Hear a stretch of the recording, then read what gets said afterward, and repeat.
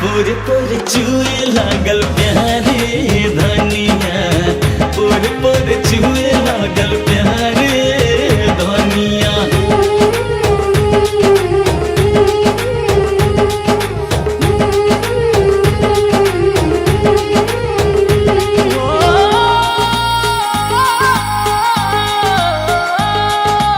इश्क के अजबे गजब अंदाज हो केला, जाने कब अंजाम कब आगाज हो केला।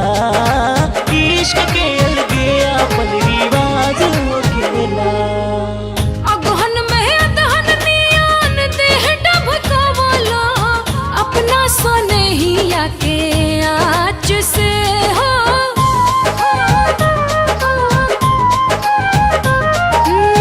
अगहन में अदहन नियान देह ढबकावला, अपना सोनहिया के आँच से।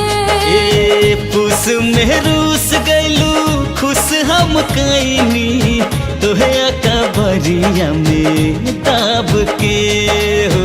माघ में चढ़ल रजऊ महुआ मदन रस, फागुन में फागुनी फुहार हो। लागल जब तोहके चहता रे धनिया, लागल जब तोहके चहता रे धनिया। पूरे पूरे छुए लागल प्यारे धनिया, पूरे पूरे छुए लागल प्यारे धनिया।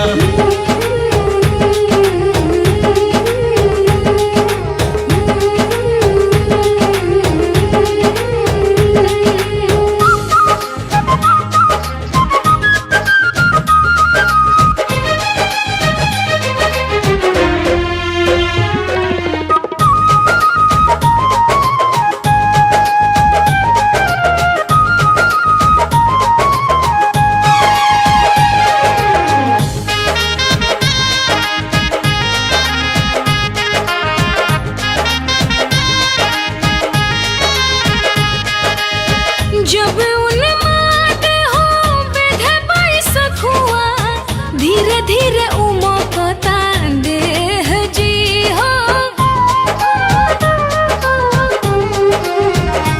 हाय जब उन्माद हो बेधे बैसखुआ, धीरे धीरे उमकता देह जी। ए जेठ दोपहरिया में उठेला लहरिया, अब कदिन हिया के छे जी। अरे बरस